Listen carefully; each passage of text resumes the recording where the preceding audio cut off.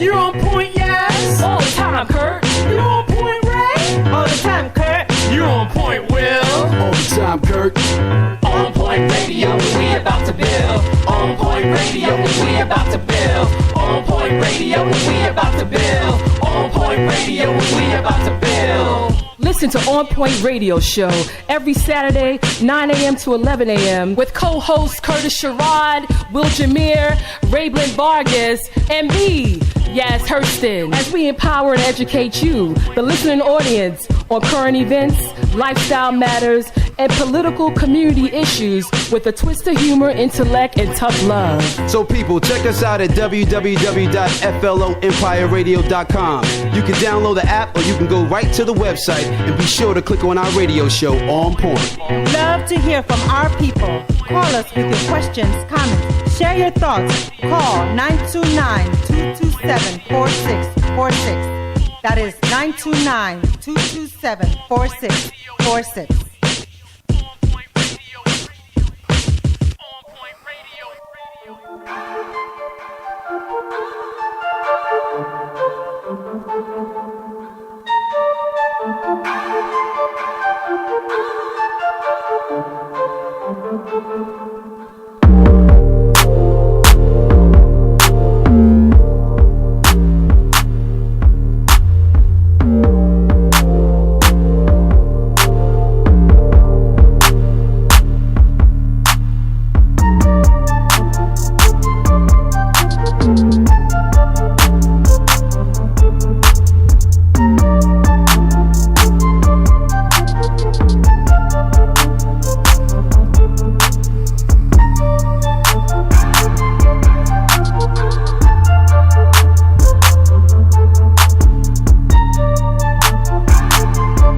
You're listening to OnPoint Experience. Wow. Good morning, everyone. Good morning. I really love that. Good morning. This is Yas Hurston. You listen to OnPoint Experience, the radio show with the best experience in the world. Let's do a little roll call right now. Good morning. Good morning. JB is in the building. Happy Saturday. Who's over in front of me? In the house. Your homeboy. He goes by the name of Michael Check. Curtis Sherrod in the building. Looking very official this morning, my brother. And, you know, on our way, we got Thank you, sir. Ray. And peace shout out to Will Jameer, who is not feeling so well, but we know he's listening. And my dear, you do not. Who's there? What's going on, everybody? DJ Queen Dream. Thank you for tuning in to the One Point Experience. And so, you know, as our person, could you please tell us what was that wonderful song that you let us come in on? That was kind of fly. You know, we're on this independent music thing, and I'm feeling the wave. Shout outs to all the independent artists out there. That's been responding. Yes. Oh my gosh. Some music that you like to send to us for us to play on our show, please contact either the On Point Experience on the website or me on DJ Queen Dream on Instagram, and let's make it happen, people. But that was Image, Tell Me, and it's just the instrumental, but you know, maybe at some point I'll actually play the song. No, it was kind of fly. The 808 on it was banging. Yeah, no. I know, right? Oh my God. Fan of the 808. Dope. So, you know, of course, we always do this stuff, and, you know, Queen Dream, thank you so much. I think you've been getting a lot of responses, and people love to get their stuff played. Absolutely. And so, you know, always On Point Experience, where you have real talk, real people, and real life. Hey, what's the 411, hon? What's the 411? I got it going on, I got it going. It is the 411. hon? This is a segment that we do, ladies and gentlemen. We go I over got the it week's going events, things that we felt were important to us, things that were potent in our society. So we're going to run it down based on our opinions on what happened this week. So we're going to go through the 411. So who wants to kick it off? My brother, Kurt Sherrod, you want to? Oh, I saw a raise of a hand. I saw a volunteer. To my, me. Please, Fantastic. Please, Mr. Broom. All right. Oh, please. You know when you got the answer, they don't call on you, but we're going to do it in this instance. Mr. Broom. Oh, okay, the young lady in the front with the glasses on. Thank you, Mr. Broom. Yes. What do you have for us? The nerd in me comes out. It's all good. So I have two things. Not long, but one is more of a bigger picture and a smaller picture. All right. The bigger picture is big shout out to the New York State Senate and Governor Andrew Cuomo for kind of, killing that beef with the IDC, Independent Democratic Caucus, and the Democrats, and kind of bringing them together based upon the April 24th election. This week, I was at an event for one of the assembly people, who's an assemblywoman in Yonkers, Shelley Mayer, who I know for quite some time. She's running for the Senate. The idea is to get the Democrats to get the majority in the Senate. She is number 32. If she gets that seat, then the Senate majority will now be Democrat, allowing Andrea Stewart Cousins, African-American woman, to be the Senate majority leader. So I don't know if he could have did this ahead of time, earlier or later. Cynthia Nixon maybe played a role in this. I don't know that, but I'm just saying thank you, Governor Cuomo, that said enough is enough, everybody. And so the real talk to this, if April 24th comes and all the elections fare out, then of course we hope that the majority will be the Democrats. But we all know there's two words that deal with this. Simcha Felder. Simcha Felder can go either way. He might be a Democrat, but he knows how to play his game. I'm not mad at him on that. And so he's actually the real 32. But that being said, after April 24th, they will no longer supposedly be an IDC that will divide the Democrats in trying to decide what resources come to our communities and that are democratically elected. My last thing is really about due notice in the MTA. I gotta say that again. Due notice in the MTA.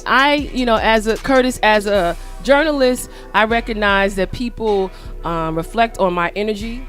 I realize, Dream, that people reflect on the words that I write. And Jeff, I realize that people listen to the words that I say.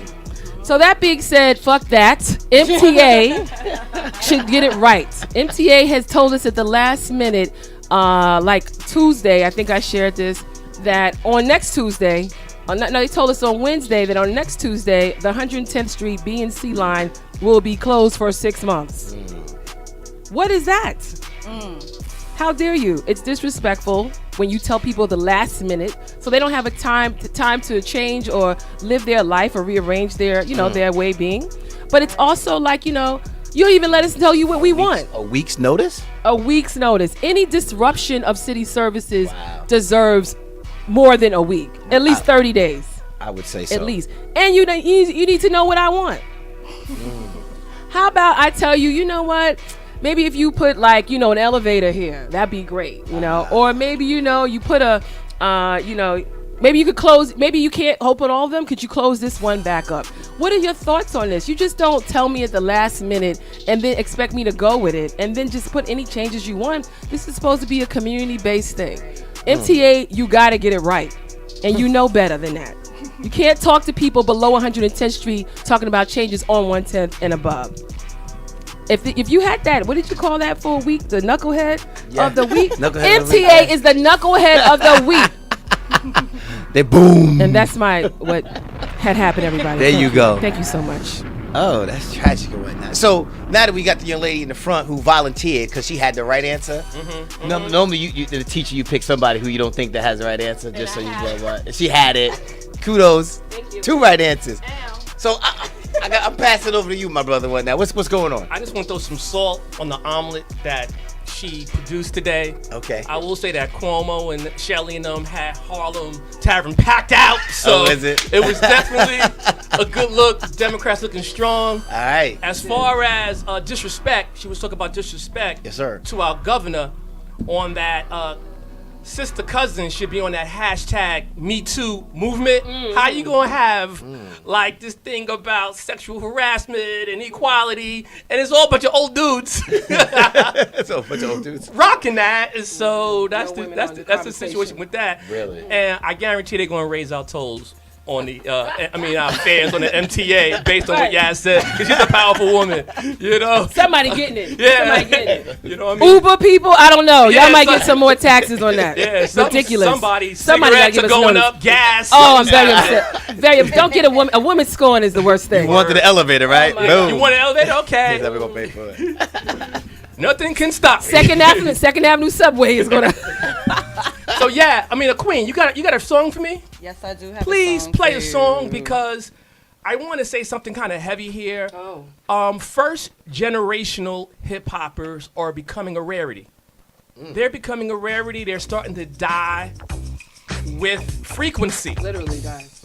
We are now listening to a song by a man who hailed from Queens. Okay. You know, he was with a crew called the Jazzy Five. All right. And this is R.I.P. S.I.P. Big shout to my man, Chuck Freeze. From that illustrious hip hop group who died earlier this week. Oh, man. You know, heart attack. 54 years old. He was a young man. He was a young man. His music will live on together forever. On Twitter, LL Cool J said that one of his bars were one of the most influential to him as far as he's concerned, and made his body of work, which was one dope pivotal cut that used to always get the party started, rock out. And that's what happened this week. Oh, but let me just close that out, right? As y'all know, I got a DJ Con event coming up, and we are currently in negotiations with Harlem's own DJ Hollywood to jump that off. All right, so with that being said, we're going to try to do what we do here. Right. Hey, Kurt, you know what you gotta do? You gotta do a piece one day. What not only is another dying breed in rap and hip hop, you talked about the Jazzy Five, the Treacherous Three, right? Back in the day. Nobody in hip hop has groups anymore. Everybody's a single individual. When I grew up, Cold Crush Brothers, everybody had a team that they rhymed on the records. Now, everybody's dolo. I don't know if I even know a hip hop group of individuals. Talk to me. What's that? Okay, if you watch Unsung or any of those things, right, groups break up once the publishing and those mechanicals and those checks get cut, and you got to divide by 5. You got to divide by 4. 5 plus 5. You know, that's why LL's doing real well. Yeah, you know? I got you. Single artists do well, and how you get around that, they do collabos. Okay. I got you. Just jump on somebody's And I think one of the current person to do an album without a collabos to go platinum was Kendrick Lamar. No, they got Kendrick Lamar. North Carolina. From Fayetteville? J. Cole. Was one of the first cats in recent history to do a whole album by himself, no collabos, and go platinum. That's how powerful collabing with people are. Yeah, today. right. You get enough. Okay, I appreciate that, my brother. I learned something and whatnot. So, next time I come out, I'm not having a group. I'm just J Dolo, right? That's me? There you go. That's you. That's it. I'm just doing it by my own. First thing first, Uncle Phil, rest in peace. Yeah, man. Indeed, right? So you had what had happened? I certainly do. Okay. So I'm going to kind of piggyback a little bit on what you said with Mr. Cuomo, right? Governor Cuomo. He was in the news this week because initially he took a stance and called marijuana a gateway drug, right? So it was in the news this Friday. He said that we are now in the midst of a study on what the consequences would be of legalizing marijuana here in New York, right? But he had no choice, right? It's legal in Massachusetts, but he publicly has now started to change his position, right? So obviously Massachusetts, it's legal. There's huge movements that are taking place out in New Jersey as well. So, it is, I believe, the next billion-dollar movement. It is the new revolution. And he says, what he quoted was saying, if there's an opportunity for revenue and regulation, and we can do it in a way that law enforcement can handle it, then there's a real option. He said, the situation is changing. I said, let's do a study. And they'll have the study done by the summer. So, the movement is happening. You really can't stop it. And then I just believe that for those of us, if you could find a way to get in position of this next billion-dollar industry, try to position yourselves because you can't stop it. That's some blunt talk, man. Some blunt talk. Hey, that was my... That was our discussion. Is that a plug?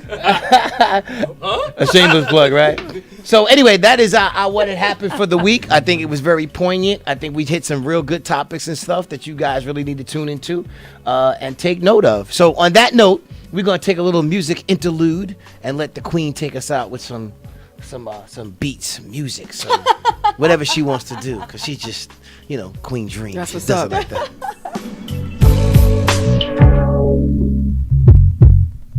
Synthesis.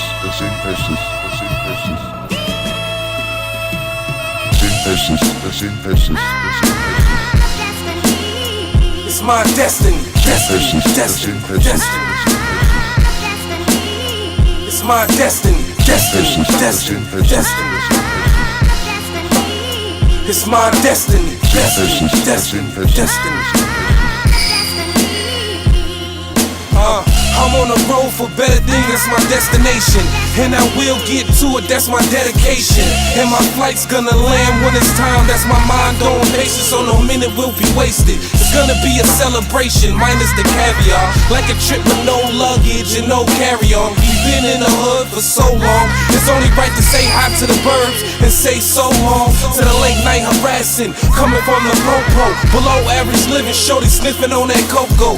Money moving on slow-mo. Everybody on the same shit, so who's there to call on? My mom's working 2 jobs, key food and customer service. Bill so high she gotta stay customer working. And I'm a baby boy, a soldier. I found that recipe to get her out of here is my destiny. Destiny. It's my destiny. It's my destiny. It's my destiny.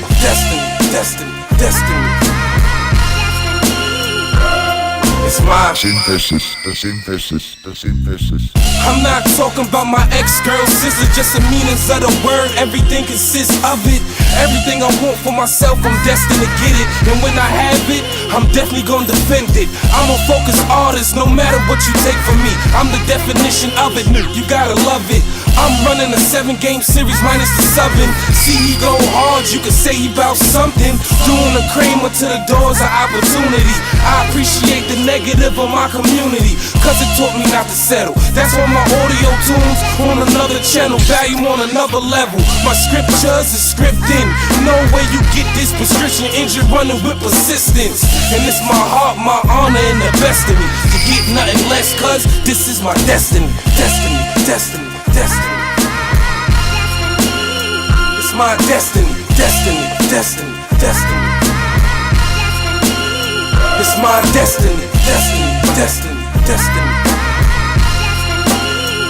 my destiny. It's my. Believe in it, you'll see winning instead of outside. You're listening to OnPoint Experience. And you just listened to Kwai the Last Word with Destiny. Shout outs to Kwai. And listen, people, give us a shout out on your social media pages when if you hear what you like, or, if you're the artist that we're playing, give us a shout, that you appreciate the love. That's what's up.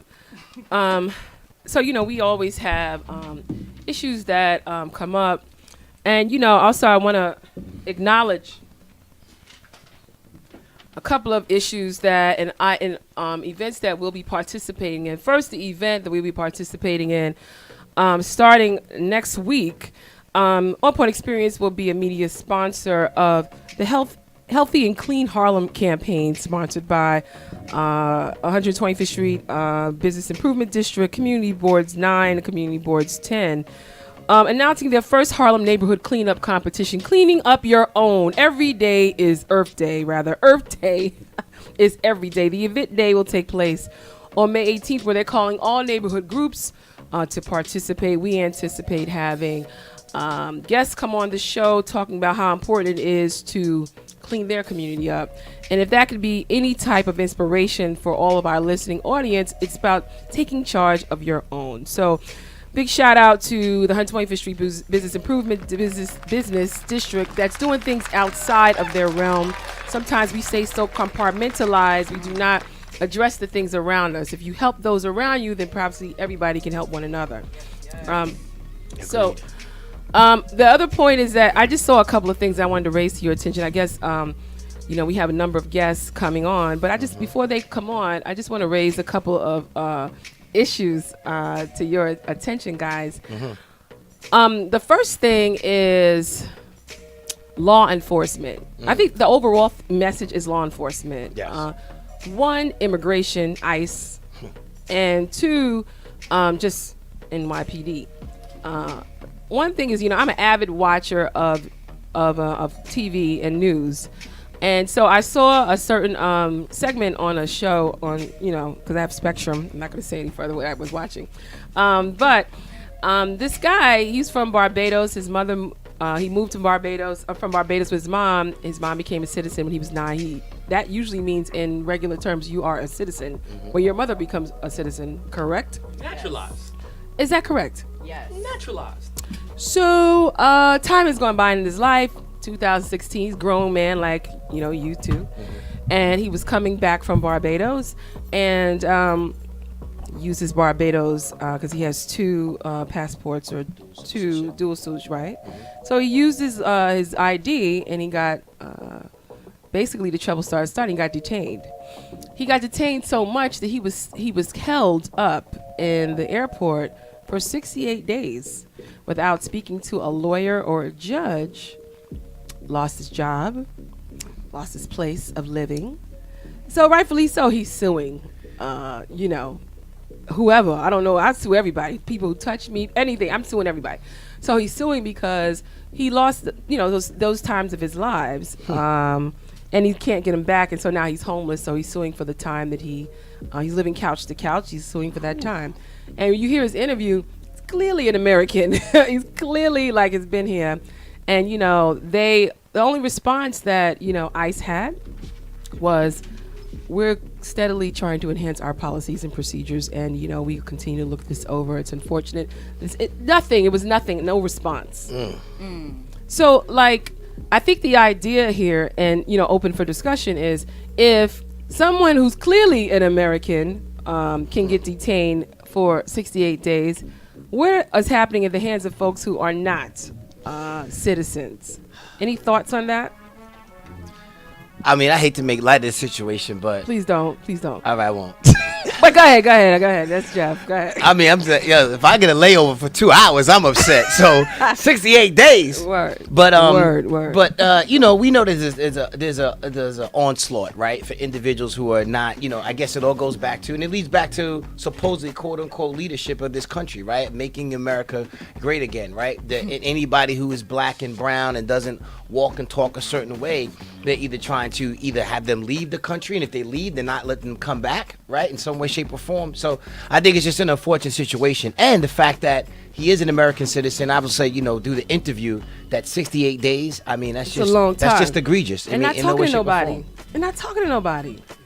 That's criminal. This has been done before. Yes. If you follow American history, 68 days is like being in an internment camp. And this is very similar to what they did to our Japanese brothers and sisters during World War II, where they began with this mysterious policy. Then before you know it, you weren't considered a citizen. You was a citizen, but you lost your property, you lost your businesses, and then you ended up in this camp type situation for a very long time without proper representation and things of that nature. So historically, this is not the first time that as a country we have resorted to appalling strategies to try to deal with the situation. 155 citizens have been detained because of stupid stuff like this. So Jeff, you were kind enough to get the name, but I also want to bring to the attention of the young man who was shot 10 times by the NYPD for Saheed Vassell. Saheed Vassell could have been Kevin Hurston. Kevin Hurston was my brother in Ohio that was called on because he did not take his medication, and his mother at the time called the hospital, and the police came, not understanding how to deal with emotionally disturbed people, killed him because they felt threatened. So Kevin Hurston is the same as this. What's his name? Saheed Vassell. Thank you. That's all I needed you to do. Thank you so much. I got you. Good job. Good job. And I see an appalling pattern. It is one. And another appalling pattern that I'm noticing, the young brother who had a great position with the CDC, upon talking about these virus things could have been prevented, mysteriously disappeared in Atlanta, you know? After getting a promotion, mysteriously disappeared. They found him yesterday in a river.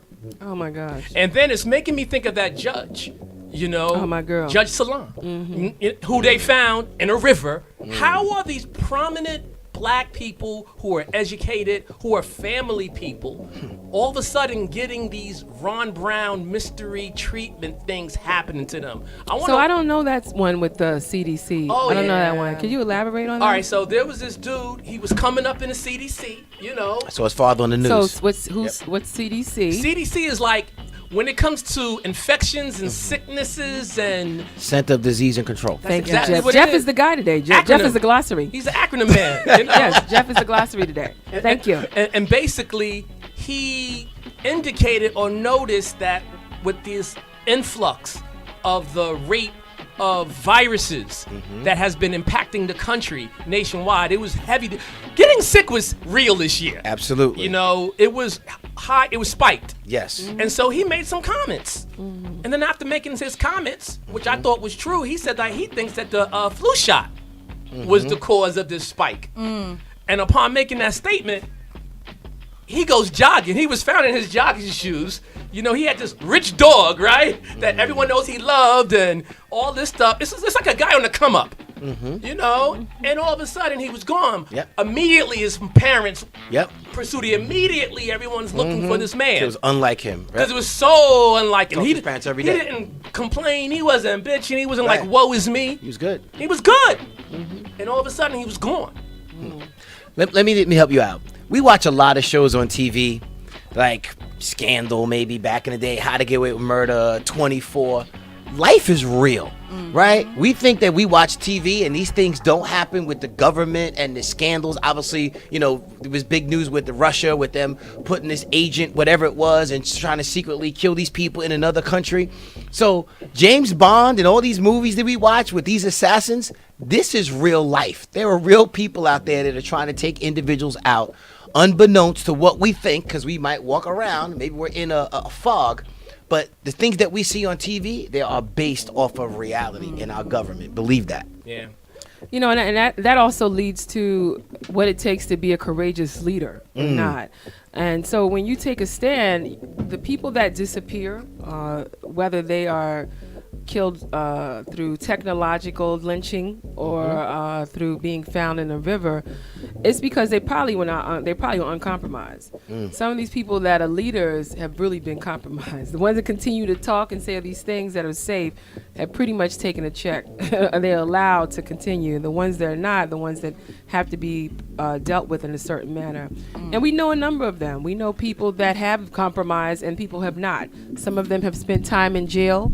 Some of them have been all of a sudden. I'm not gonna look. I'm a fan of conspiracy theories, and I believe the same thing happened with Michael Jackson. That's just me. I love Michael Jackson, and whoever has a lot of once you start getting the voice of everybody. It's one thing when you get the voice of your block, right, or your people, but once you start getting the voice of like the whole world, or people start talking about bringing everybody together, then oh no, we got to do something about that. So on that note, Malcolm X, who just Martin celebrated Luther King. 50-year anniversary. Yep. Martin Luther King. It will take you Because he out. was all right when he started talking about, you know, his Kenyan theory.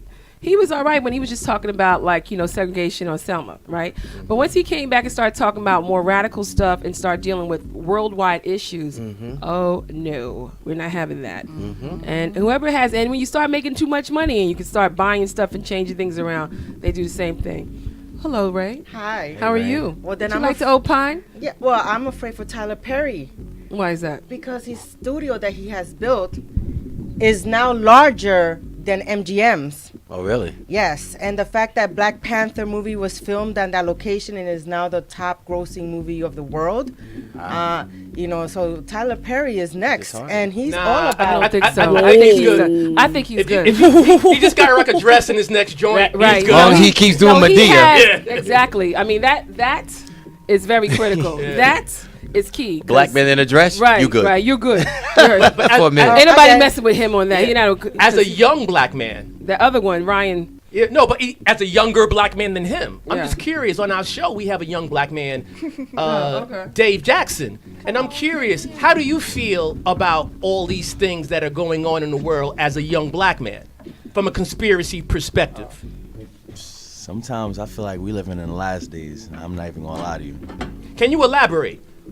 Well, just like how you brought up, him being in a dress. Like I remember when I was little, I used to see like comedians, actors. You do that, you thought it was funny, it was comical, but I didn't realize until I got older, like they're really doing things like that to cripple us. Like I remember Dave Chappelle said, I believe it was a Blue Streak half bit. I think it was Blue Streak. They just wanted him to like do a scene where he had a dress and it had nothing to do with the movies. Like why? And they sent like 5 or 10 people to ask him to do that scene. But Martin said, "I'll do it." Well, I think to that point, and we're really getting deep with this, and this is really good. But I think that's part of comedy's way, because I don't know if it's just a black man thing, because they all had Milton Berle had to do it. Rudy Giuliani.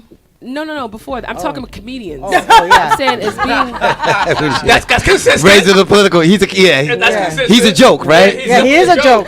So along with that, Flip with Wilson the did comedian, exactly, Philip Wilson,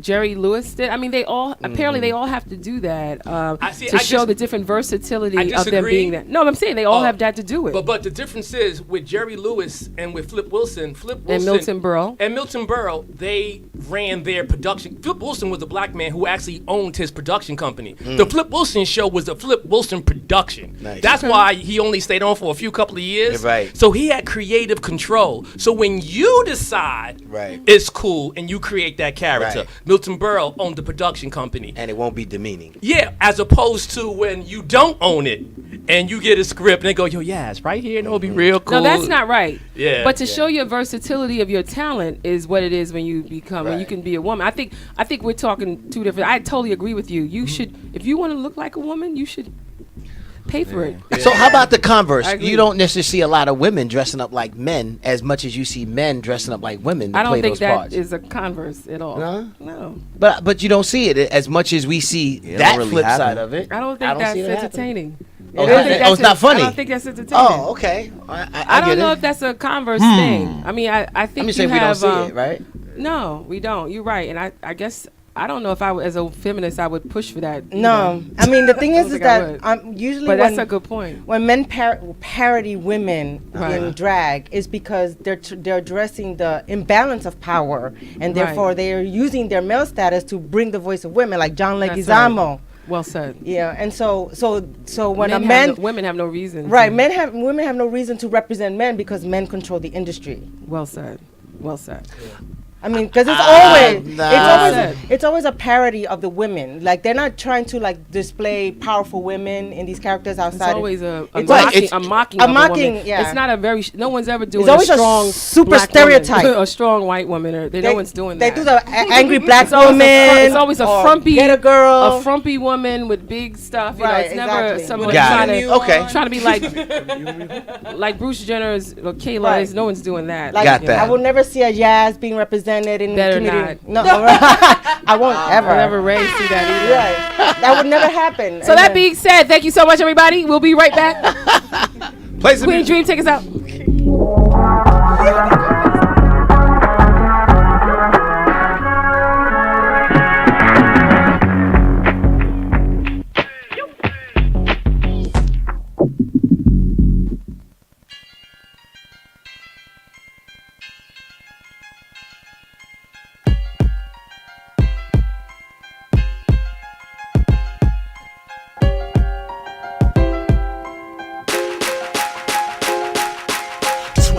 Seven.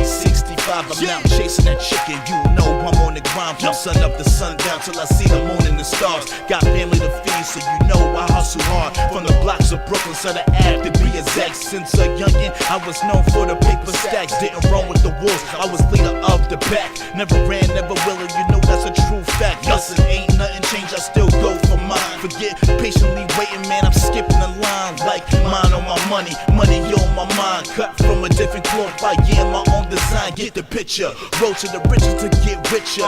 Top of the food chain, you still kitty litter. I'm at the finish line, I was born to be a winner. Grind spring, summer for either harder in the winter. What up? Long days, long nights, a nigga trapping cause I'm reaching for the stars. Phone clicking like the metronome, baby, is you with the shit or not? Ooh, I'm heavy in the streets, this is light work. Proceed with caution, you don't wanna see the fireworks. My phone clicking like the metronome, a nigga chasing those ticking. Oh yeah.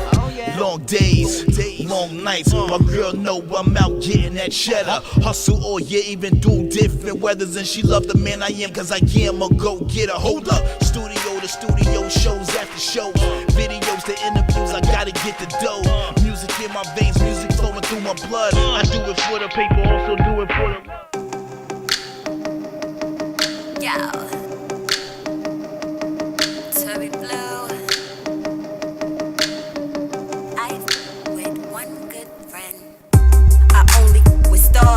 Shorty bright, she give that good energy. Shorty life, and she don't stun intentionally. Shorty nice, she be like shorty you the shit. And shorty right, yeah that's my best friend. We just be vibing out, I be on stage. She the loudest in the crowd. We in the same city, no time for the selfie. Candace of me, coasting to the sky with my bestie. So don't come for that one, cause I'm coming for you. Pink Glock ready, trigger finger, and I'm gunning for you. Cause I wanna win, she want me to win. The love is genuine, thankful for that. One good friend, that's all I need. Shorty so dope, she just like me. She be all up in the crib, she got her own key. I ever fall off, I know she got me. One good friend. She my chick, she my round, she gon' hold me down. Good friend. And if a wild out, she gon' knock your ass out. Face so sweet, body so mean. Friend. It's just her and me. We the whole shorty so honest. That's why she my friend. We just be chillin', feeling like we on vacation. Taking every country like we one of them Kardashians. Two good guys, sippin' pretty in the island. Flew out to Cuba, she got the links, I got the plug. Sand dunes in Dubai, she got the drinks, I got the drugs. Teaming like we do, I'm breaking bread, she showing love. Only sweet girl, I blow these kisses, she get hugged. Cause that's my main girl. Shorty is the when it come to this one the mother chicks. I love her look, I love her heart. She got style, she smart. We gon' ride to the end, that's why I got one good friend. That's all I need. Shorty so dope, she just like me. She be all up in the crib, she got her own key. I ever fall off, I know she got me. One good friend. She my chick, she my round, she gon' hold me down. Good friend. And if a while out, she gon' knock your ass out. Good friend.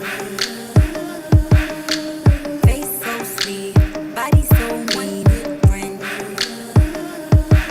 It's just her and me.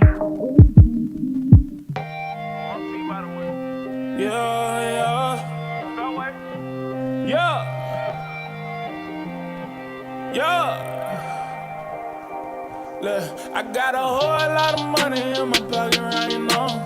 Pocket right now. Pocket right now. Got a whole lot of money in my pocket right now. Pocket right now.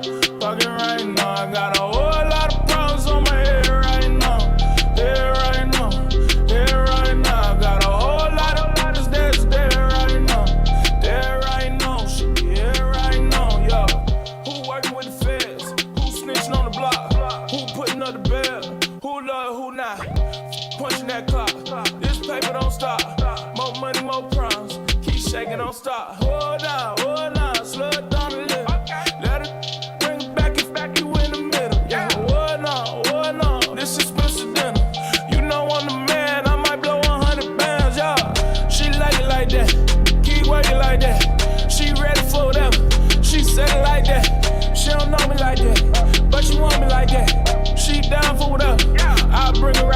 Jump, jump, jump. Hey guys, this is JB, and you're listening to OnPoint Experience.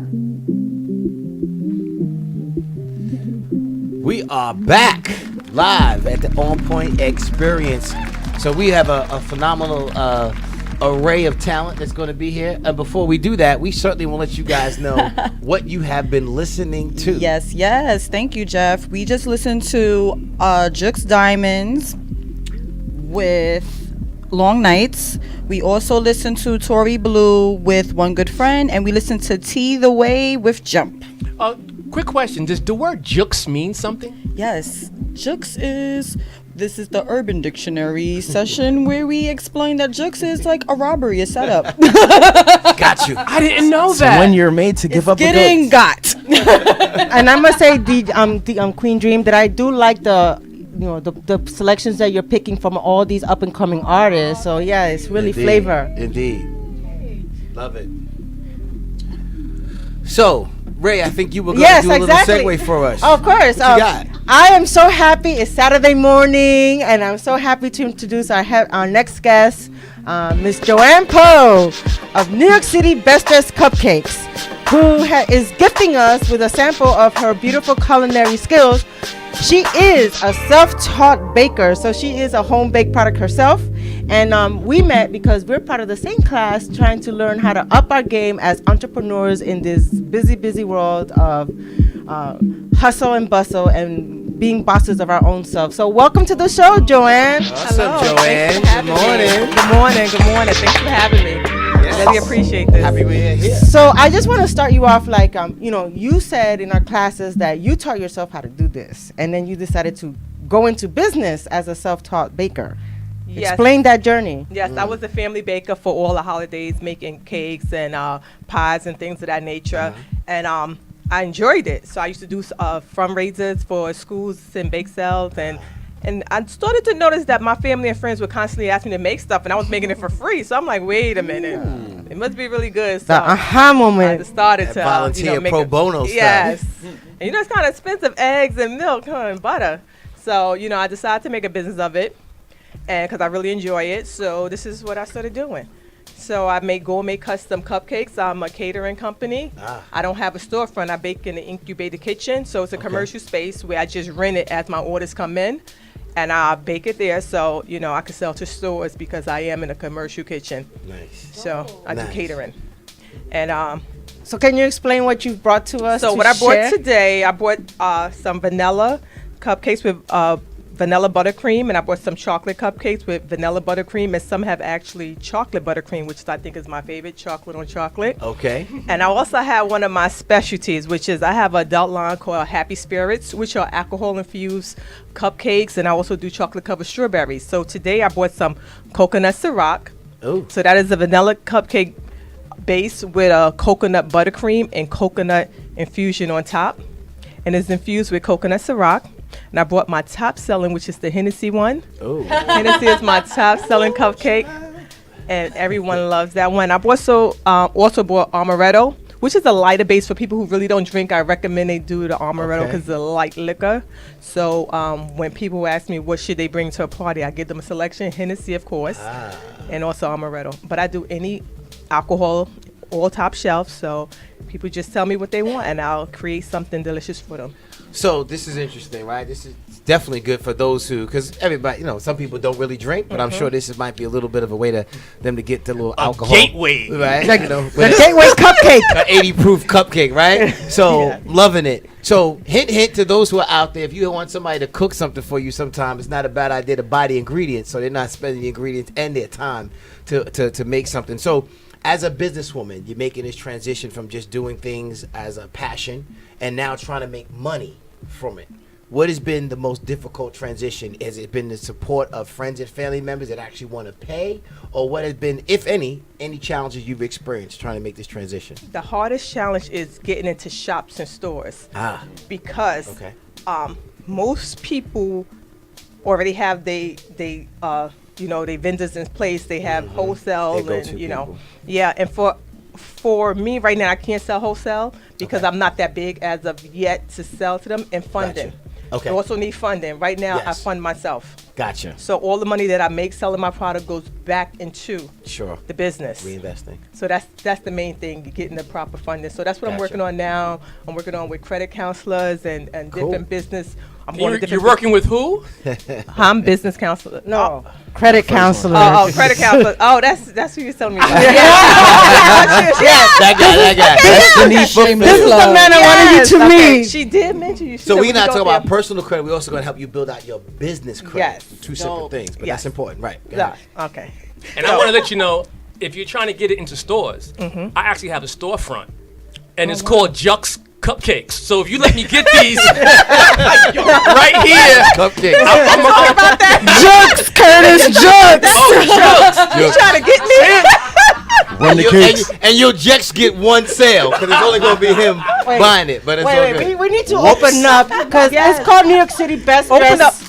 And you're gonna smell it as soon as you open. I mean, can you open this smell up? it. Yeah. Because they need to see these are really beautiful little tiny cupcakes.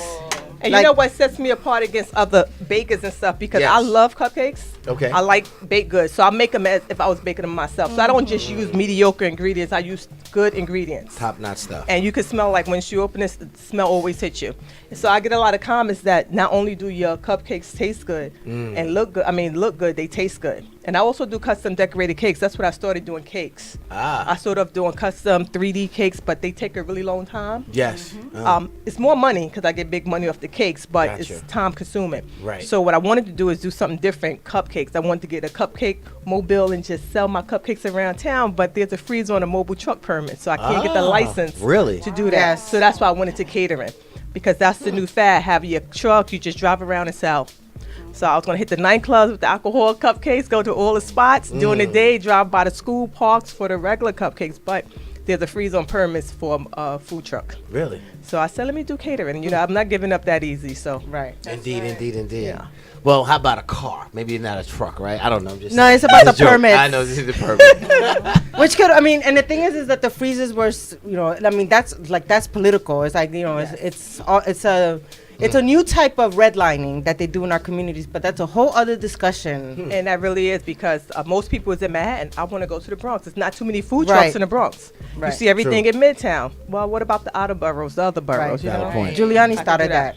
Anyway, but in your particular craft, I don't think people realize how exacting a science it is. It's science/art when you're dealing with confectionaries, when you're dealing with pastries and things of that nature.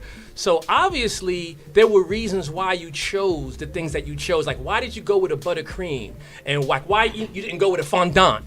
And like, I'm curious about your mental. in Well, this. for cupcakes, I do if I'm doing a cupcake topper because I do custom. So people would tell me what they want, and I'll come up with a creation, or they'll send me a picture. So fondant is mostly used on cakes. Some people like it, some people don't. You know, kids love it, of course, because it's really sweet and it's sort of like a gummy marshmallow taste, but it makes your cakes look really good. So if you guys get a chance, go on my Instagram, which is New York City's Best Dressed Cupcakes, and you'll see some of the cakes that I have done. So good point. So outside of that, have you delved into getting, like, I had a friend who was in this business and they were trying to go after corporate accounts, right? So you might have a big company that wants to do an event and things of that nature and whatnot, so they might order cupcakes. Is that a path you've gone down? So that's something that I want to do, but like I said, most stuff Gotcha. already made in-house. So I do know people in corporate positions, like I know someone who's high up in Chase. Okay. Every now and then she'll get me in, Gotcha. but I'll be in with the other because they already have the in-house bakers and cooks. I see. So I do a lot of work with New York City Housing. Nice. They bring me in sometimes, but like I said, when they do their parties, like I did a party not too far from here. It was on, I believe, 180 Maiden Lane. They did a Christmas party. Okay. One year, I bought the cupcakes, but they also had other desserts. I bought gotcha. cookies. And I asked them, well, why do you have so many different people? They said because the buildings, like these office buildings, they already have their people who they use. I see. So they companies and vendors. So, but I was just happy to be in there. So No. people still, it's still marketing for me. People, I got orders from it. I got sales. So that was great. Awesome. Fantastic. So what's the best way for us? Oh, you guys had a question? I have a question. By all means, please. First off, let me say that you're an inspiration because I too am a home baker and confectionate. So I love the fact that you are inspiring me, as a home baker to go forth with your business. So that's dope.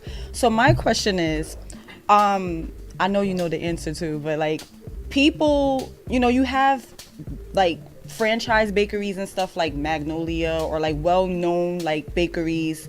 But it's something about like homemade. What is the difference between like buying a cupcake from, let's say, like BJ's or something like that, as opposed to a homemade cupcake? Like, what do you feel is like? Well, the first thing is mine is baked with love. I put all my blood, sweat, and soul into it. Right. Flavor. Like I said, flavor. I mix my flavors. I come up with unique flavors. Like I have my set of flavor that I'm using with my buttercream. I don't just use regular vanilla extract. I use pure vanilla extract. Yes. Like I said, I don't skip. I get the good stuff, and that's what keep my customers coming back because of the taste. So my goodness. Yeah. So when you guys taste it, you'll see the difference. Yes. Should we taste it right now? And if you notice, my cupcakes sparkle. They do. That's how you know they're my cupcakes. They look fresh. There's a sparkle in every cupcake. How long ago did you actually make these? I actually made these on Thursday. Okay. Thursday, and I wrapped these. Yes. These are fresh. Not Wow. all are fresh. They look good. I'm sorry, Yes. brother. So initially I was gonna ask you like the background of the name for NYC's Best Dressed Cupcakes, but if you look at them, this is like self-explanatory. So like I wanted to know, like, is there like a healthy component behind the cupcakes, like gluten-free, anything like that? These right here, there's nothing healthy about them. They're just a cupcake. But I actually started a vegan line. So I didn't launch it yet. So what I'll be doing is vegan cupcakes. I'll be doing vegan brownies and vegan cookies. Now those are healthier because like my brownies, the base ingredient would be black beans and oatmeal. Interesting. So that's gonna, of course, it's gonna be very healthy. That sounds like a good breakfast right there. They're gonna be good. It's not gonna be the average vegan because I get a lot of comments like, well, vegan products don't taste good. Once again, it comes with course. People like to use not the greatest ingredients. Like a lot of people like to use carob chips. Those taste like molasses and maple. So if you don't have that taste for it, I'm gonna use vegan chocolate chips. They're much more expensive, but they taste better. It tastes like a dessert. Well, you sound real confident in your skills. Do you really think your cupcakes is better than Little Debbie's? I think they are. I know they are. There you Not go. even I know they are. I don't eat. No, Little Debbie. Which one is the liquor one? Which one? Those are With the little shots. coconut. And they also come with 2 little shots. So the That's cupcake actually awesome. already have alcohol in it, or you can take the shot and you can squeeze it in your mouth, or you can squeeze it back into it. That's crazy. It's up to you. Look at Jazz is like so jazzed for them. Jazz is Right jazz. on the Not that I want to do it, but I think we should do an on-air demo. I know. A demo. And first, This take is a how whiff. you eat an infused wait, cupcake. Take a Let's smell. watch. Oh my God. Oh, I smell it. I want the amaretto. So amaretto is right there. Is this With the coconut? that's coconut. Vero G, you could come over and get it. Can you grab me one? And is that the I don't mind the That's Hennessy. on top Which of one it? is it? It's Hennessy. It's caramel. This one. Okay, the middle is Hennessy. Yeah, that's obviously Hennessy. These is coconut. This is the vanilla base, but I usually what's do a this? coconut-based cupcake, but this base is vanilla because I was doing And vanilla. what's the liqueur? Ciroc? That's Ciroc, coconut Ciroc. I That's wanna vodka. do Do the amaretto. Hennessy. Vodka, your names. I can't. How do you get the Oh, I'm sorry, I shouldn't be. How do you get the Hennessy out? Get a Hennessy, please. Squeeze it in there or squeeze it in your mouth. Oh, you squeeze it. Shot. And that's real Hennessy. And I also do white Hennessy. Of course, I didn't bring that because white Hennessy is hard to come by. You might have got jumped. We might have. Which one do you want? You might have to go to the Yes. import, export. Yes. Get that So, yourself. so white Hennessy, you have to do it on request because that's hard to come by. Oh, we get lit early in the morning. Yes. And you will feel a little bit of something, something. It's last good one is- though, girl. What? Thank you. Thank you. Paper towel, please. Oh my goodness. And these are great for bachelorette parties or girls' night out or anytime, just to have them. Dinner parties. Yes, you can either squeeze it into your mouth to get that little shot, or you can squeeze it inside. Yes. That's crazy. And so have you found, because let's say they squeeze it inside the alcohol, people who don't normally, let's say, indulge straight up, they don't really taste it in the cupcake? I mean, how's Oh that? no, they taste it. They taste it? Even people who indulge, they be like, "Oh, these are great."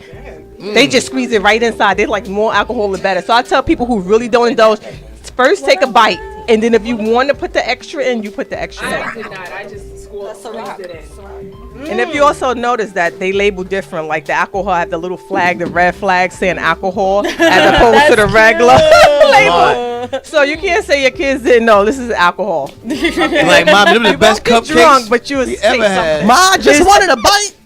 Best Yeah. dressed and best tasting. Oh, this So, is delicious. We'll be right back. Jo Ann Poe, did you tell us where we can get all your information? Yeah. So you can reach me on Facebook, New York City's Best Dressed Cupcakes, and that's NYCSBESTDRESSED, Best Dressed Cupcakes. You can reach me on, I have a website, New York City's Best Dressed Cupcakes.com, Instagram. You can send me requests. You can call me. My number is 917-733-4077. Like I said, I am a caterer, so you have to place your orders in advance.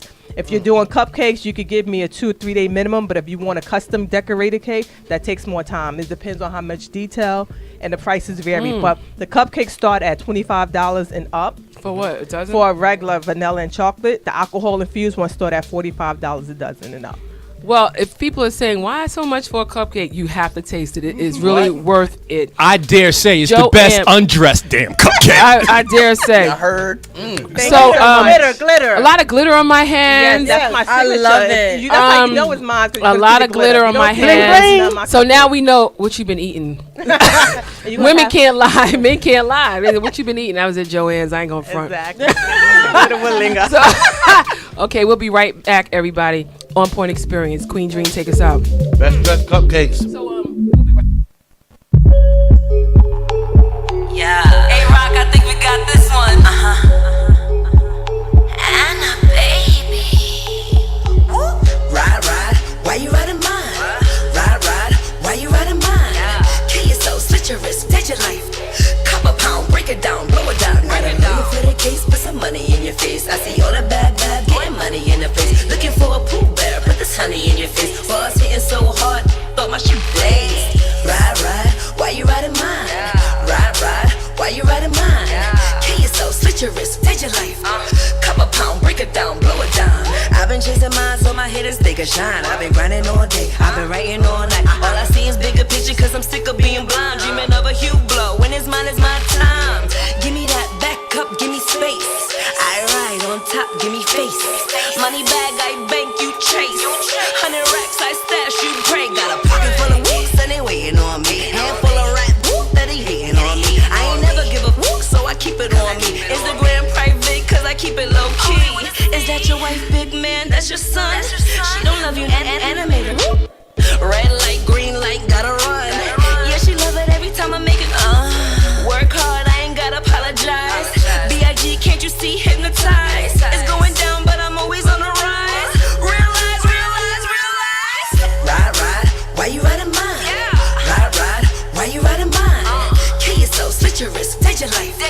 Cup a pound, break it down, blow it down. Got a million for the case, put some money in your face. I see all the bad, getting money in the place. Looking for a Pooh Bear, put this honey in your face. Bars hitting so hard, thought my shit blazed. Ride, why you riding mine? Ride, why you riding mine? Kill yourself, split your wrist, take your life. Cup a pound, break it down, blow it down. My squad, we the greats.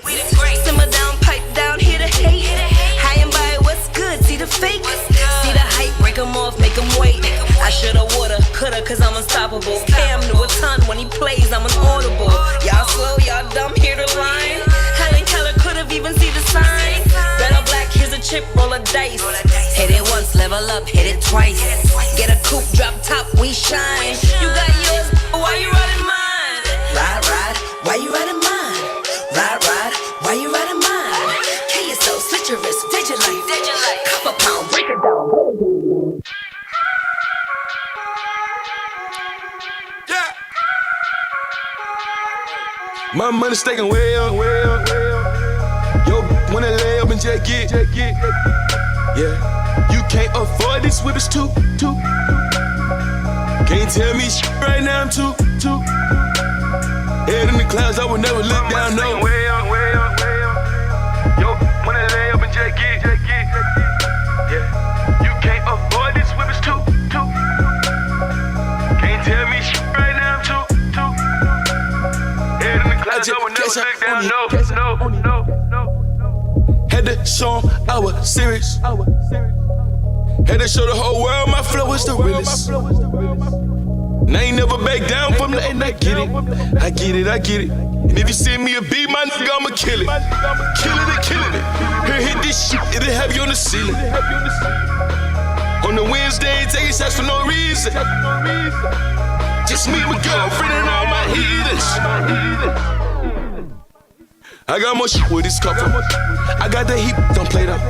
Rolling the sweep like the blazer. I do this shit while I'm rapping. Booking a show out in Manhattan. I do this shit while I'm trapping. Don't make me mess up like a murder baby. Get bitches, get tragic. Put money out the head like magic. Houdini, you bitch out of panties. Your nigga told you that you're scandalous. Me trust your boy, now you and your feelings. Your 16, one real women. I remember that. When I was 18, I was stripper tip. So how right now I think I'm tripping. Money staking way up. Yo, wanna lay up and just get. Yeah, you can't afford this whip, it's too. Can't tell me shit right now, I'm too. Head in the clouds, I would never look down, no. Yo, wanna lay up and just get. Yeah, you can't afford this whip, it's too. Can't tell me shit right now, I'm too. Head in the clouds, I would never look down, no. Daddy tell me that I'm reckless, but I just sit back and count my riches. And I put these diamonds in my necklace. I ain't worried about, I'm counting these figures. I tell us that he would let my figure, cause daddy love my body. Put me on a plate and eat the after dinner. He knows this is sweet. Pull up with something like it's Halloween. When you see an end of the you know to salute the whole team. I'm on my side, CB Bayan. You know they call me the evil queen. I stand by myself, I stand with a king. I stand for a cause, my handle is me. I keep it 100, I'm living a dream. I'm getting a scream, I'm making you scream. You said my name when we on the scene. She knows I'm a star, I make a movie. The money OD, I holla. Well, I gotta be on point. I got the on point experience. You know why? Because my name is Dr. Dre. I got the Yasmin on point experience. I got the Big Jeff on point experience. I got the Ray on point experience. And of course, I'm with the man D Nasty with the on point experience, because that's the only way Dr. Dre rolls. On point experience. All right, and we're on, guys. We're on, guys. Welcome back, everybody. And we just listened to Anna Baby with Ride and Hook Jr. featuring Anna Baby with Too High Remix. So we're back, and now this is my segment that I'm happy to introduce part 2 of online security for tech tips for the masses. Sound like some little Mario Brothers music right here. No, it's more like this bossa nova, you know. Yeah, like right there.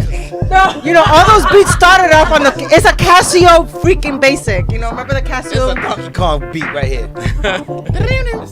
It's definitely a sample of when Mario gets the star and he, yeah. But that's an actual official old school beat from the Brazilian music. Yeah, that's what they use to. You know I'm old school. I said Donkey Kong. Yeah. Of course. I mean, it also sounds like Qbert. Oh. I was a queen of Qbert. But anyway, back to tech tips on the online security part 2. So I just want to know, can anybody explain to me what is the difference between a modem and a router? Anybody? One starts with an M, one starts with an R. Oh, okay. Actually, you know what? You're correct. Well, basically, people know about installing antivirus software for your computer to prevent malware, but people don't understand that a lot of times when you get online, when you buy online services, you also have to protect your router. The modem is the device that connects you to the actual internet. Right. So it is that system that you use to plug it in. The router is the thing that connects to the modem that allows you to connect all your other devices, your computer, multiple computers, sometimes your TV or your Apple Play TV. So one thing is that router is also just as vulnerable for attacks. And you know who, it's so easy, especially when you use Wi-Fi networks, you know who has not protected their router. Because when you go online and you go on Wi-Fi and you see the list of people, Wi-Fi connections, even though they have that little lock on it, the ones that don't have a unique name, like it doesn't say, like mine is Tough Guy and Fat Boy. I named it after my cat. Right. So that's my router, but that's because I went online to protect and secure that. Correct. When people just have the whatever number is -5G, and it's just like with the standard template, customize it. they have not customized it. That means that they're still using the generic initial password to that router, which is very susceptible to hackers. When they go online and they go through the Wi-Fi networks, they look for those people that use the generic. They have they have coding and algorithms that look for that, and they have the list of passwords, because Spectrum has Squirrel 705 as a standard password. They know what the passwords are, and they're able to go in through your system through your router. So no matter what type of antivirus software you may have on your computer, sometimes these hackers are able to go through to your computer through your router. So how do you fix that? It actually is kind of labor intensive, so you need to really watch some video tutorials.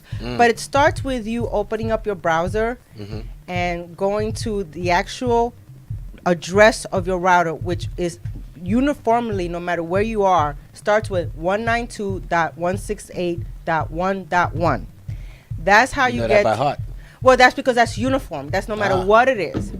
Now, depending on your service provider, where you are using Spectrum or Optimum or whatever it is, Verizon Fios, they will send you that your router's address. They will send you the unique router address, which doesn't really stray. It's either 192.168.1000.1 or 192.168.100.1, but it's always really similar. And there, you go in there, and then it asks you that's where you go in to change your name of your router and your password, and that's where you customize it. And that's so important now in these times when we're experiencing so many internet hacks, where our information is not protected on Facebook. Like, we're getting attacks. There's internet theft every 2 seconds in the United States. Number one crime. Saw the commercial. Number one. I mean, and that is such a real thing. I mean, and when Experian promotes the ad to go see whether your name has been hacked and you're in the dark web, do that also. And so, and just to repeat a former tech tip about when you're doing online financing, and if you're not fortunate enough to have, really try to use, if you have a line, do not use Wi-Fi to do any type of banking transactions. That is still the most secure way to check your bank account, to buy anything with PayPal or whatever you use, Venmo or Stripe. Anytime you have to do any type of transaction where the money's being exchanged, make sure you use the device that's hardwired to your router and your modem. Do not use that Wi-Fi connection if you're at home. And if you don't have that Wi-Fi, if all you have is Wi-Fi, but at work you have a hard line connection, an actual hard line connection, do that, do those financing stuff, like wait till you go to work during your lunch break, in your free time, do those transactions, because it is now becoming so endemic how they're taking money, you're paying for things. Sometimes it's little thefts. Like $2 a month, but it's like you never knew that, and somebody just coming in from millions and millions of accounts. It does add up. Like you won't even notice these things, and you just go to investigate all of your online accounts, whether store accounts, bank accounts, or coupon accounts. Like, always investigate, always be on top of that. And so, go take your time to learn how to protect your router from internet hacking by creating your unique name and password. Do not depend on the password that your provider has given you. So that's my tech tip. So Yes. Well, I was just going to say, I listened to all of my segments.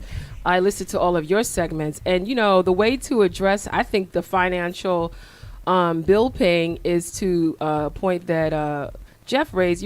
Maybe you do the alerts, right? And then you pay it routinely, right? So that you don't have to worry about keep paying it online. You already have a method in place where I don't know if it's the alerts, but more or less it just takes it out of your account once a month at a certain time. Auto pay. Thank you so much for that. You're a glossary today. Yeah, auto pay. Right. Oh my God. Easy setups. Y'all making it easy for me. Don't ask me anything difficult. Boom, boom. I feel like I'm in $100 million pyramid. So yeah, but I think that that works, right? So you don't have to continuously do that stuff at work. Oh my God, I forgot to pay. Let me right here. I'm at Union Square Market Wi-Fi that I'm using, and those things are really important. I I have to commend you because in order to know tech, you have to really pay attention to detail. And the fact that you know those numbers, that we were all looking at you like, what numbers are those?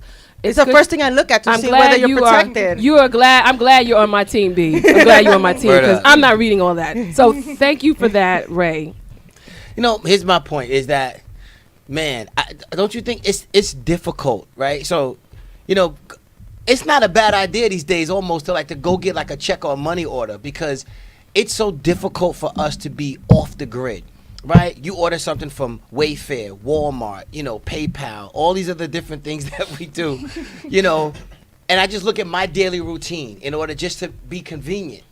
It's almost impossible to be off the grid. Yo, I feel like I'm into writing, sending checks. We need to get back to that. I need to get some stamps. And I don't want to pay a fee no more. I'm tired of paying fees. I'm giving a check. I'm writing a check. I'm with you on that, Jeff. I mean, if you come out with a stamp process, I might buy it. I'm also like, well, it has to be kind of federated. Oh, I got it. I mean, and if you live in a neighborhood that still has a lot of cash-based businesses, I mean, the only time I carry cash in my pocket now is to just buy the vegetables from all my vendors. I don't actually buy it because one, all we're doing is getting, you know, what they're selling is the same stuff that they're selling in the supermarket, just the ugly versions of it. And I don't care how my vegetable looks before I chop it up because I'm going to eat it all the same. So, you know, we should kind of learn how to go off grid. But control the off grid when you need to. Right, exactly. Because we still have to be like a modern time. Right. No, absolutely. And you can't be scared. I mean, these are not scare tactics you're sharing. You're sharing these tactics for us to be empowered, aware, right? But not to stop. No, do not stop. It's just that to always have a balance because you don't want to be vulnerable to just always to be dependent on the tech person to do all the security for you. Right. Is that we have to empower ourselves like anything. Like when you rent an apartment, read your lease, see what you're actually agreeing to. Like in the same thing when you're buying technology and you're bringing in these outside sources into your phone, read the fine print, ask your tech questions. What can they do better? Like just do those type of things because you cannot be solely dependent. They're gonna sell you a product and they're not gonna sell you But a aren't we protection. so quick to hit accept? I mean, how many times you do an airline? I don't read the bank terms. account? I don't read it. I mean, I hit it to move to get my product. Accept. So guys, I want to say this was a great segment. Tech Tips is the joint. The joint. We'll be right back because we have a great guest coming on. Yes. Ray, thanks for paying attention to details. So now I'll call you before I read the. I'll send the term to you, and you read it before I hit click. I know because I know you're gonna read it. Yes. We'll be right back, everybody.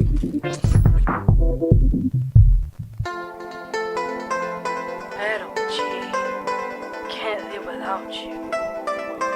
No puedo vivir sin ti. Cool breeze. Te quiero, mami. Tú eres el amor de mi vida. Sin ti, no sé qué hacer. Esta canción es para ti.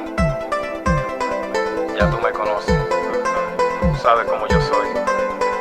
Siempre pensando en ti. No te olvidaré. Este dolor me está matando. Quiero que estés conmigo.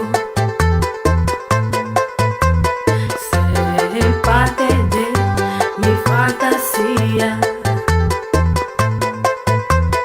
Quédate en mi vida. Can't live without you.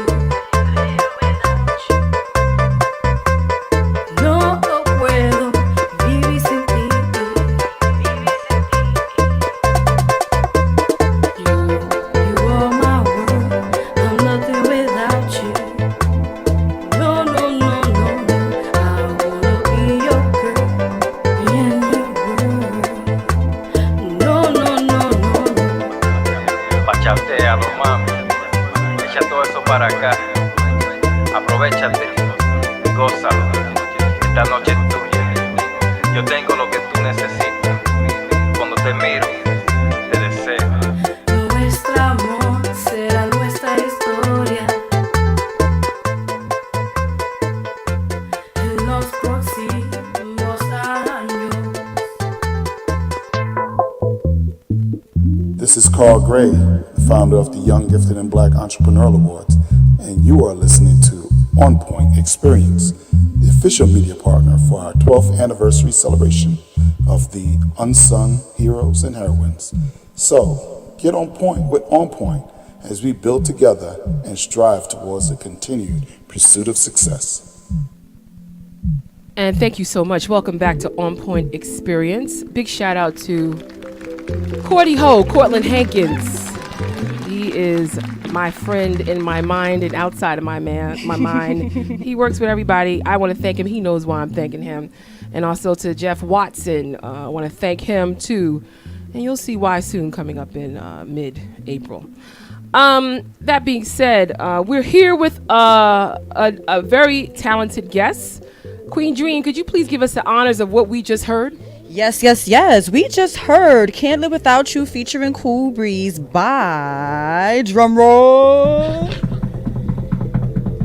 Vero G. Now, who is that? Who is Vero G?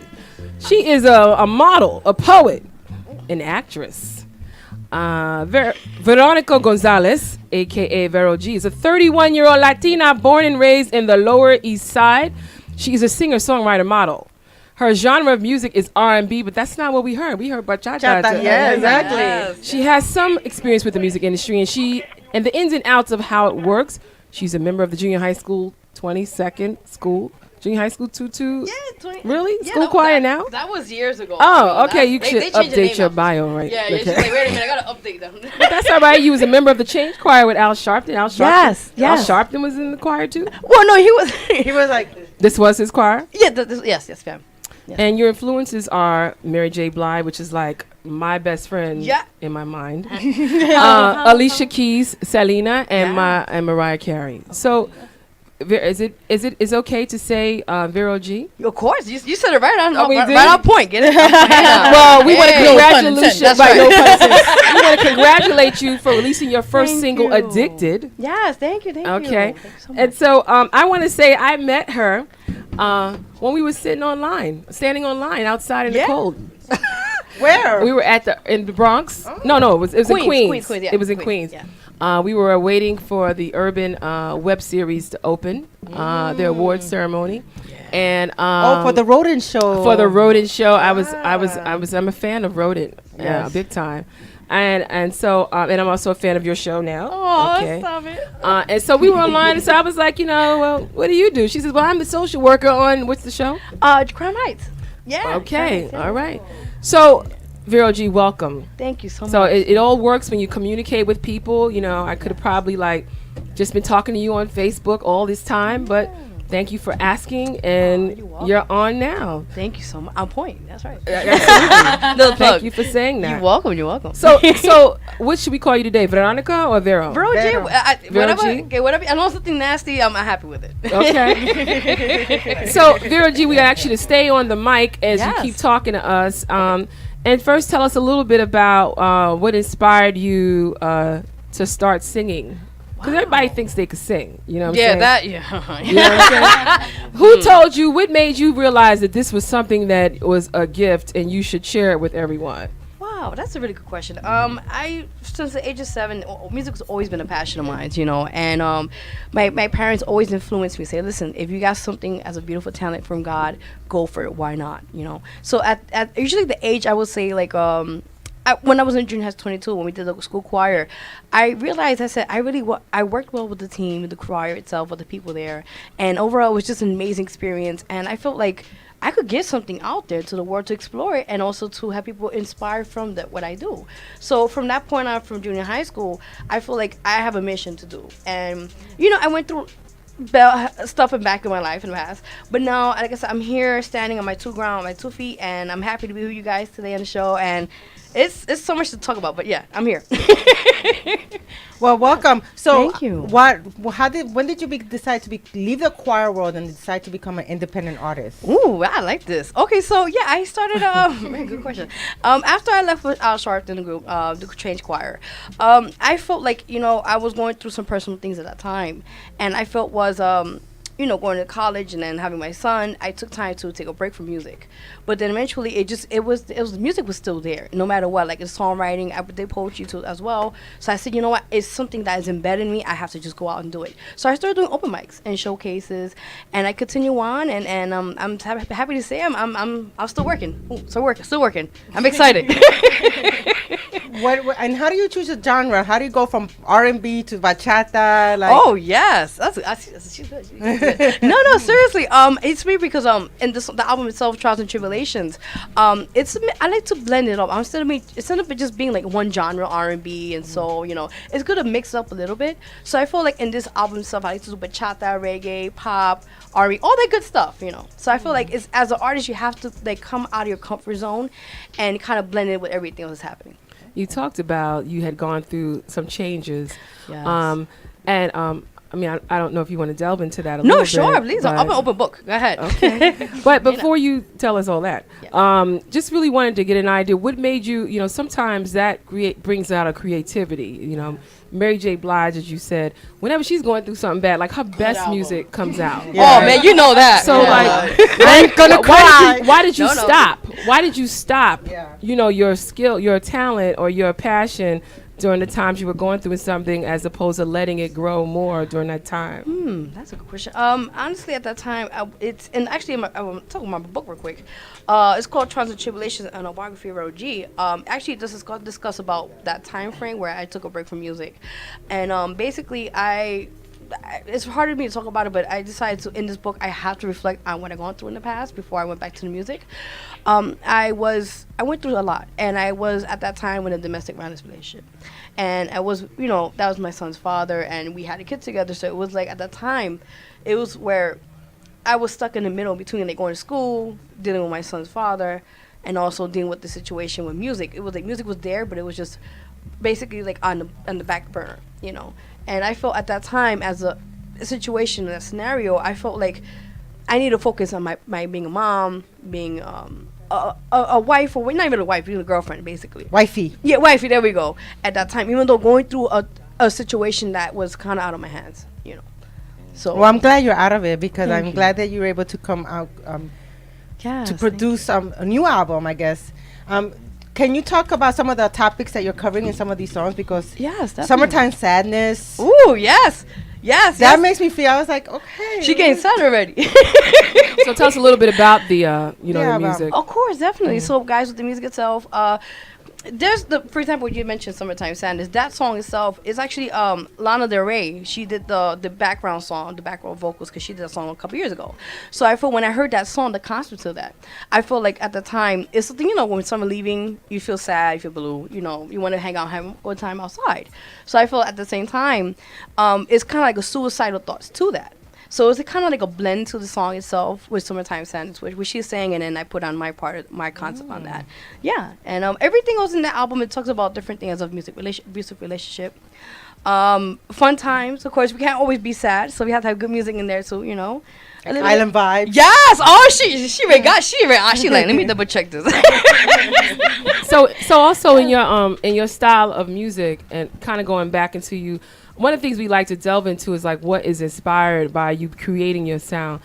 I see you wrote a book. Yes. So I besides like being an artist and a model and all that stuff, I'm also an author and a poet. So I have actually published 13 books so far. Oh, 13? Yes, ma'am. Yeah, and I'm working on my 14th one as we speak. Yes. Awesome. Yeah, I'm working. I'm trying to stay busy. That's what's up. Thank you so much. Thank you. You're welcome. Oh, you should make me blush up here. Okay. So back to the book. So she's like those cat eyes. Anyway, so it's called Trials and Tribulations, an autobiography of Vero G. And basically, it talks about, like I said, being a domestic violence victim, being a rape victim, being homeless and pregnant. I went through so much with the short span of life I have so far, and this is basically my testimony out there. And I want people to be inspired from this book. Even going through my childhood and things I encountered, which it's not great, but you know what? I look back at it now, and I appreciate now who I am now, being a humble individual. Before anything, and appreciating what you have. Well, I mean, I really gotta commend you because you're Thank telling you. me this story, but I'm meeting this really beautiful, sunny, right. optimistic, Thank you. awesome personality. So I'm like, so I'm really gonna be reading your book and Okay, listening to your music Hey, I because, appreciate it. because I mean, it is hard to overcome all those obstacles. Yes. Yes. What was it like? What can you talk about? Like the specific moment where you climbed out of that? Oh wow.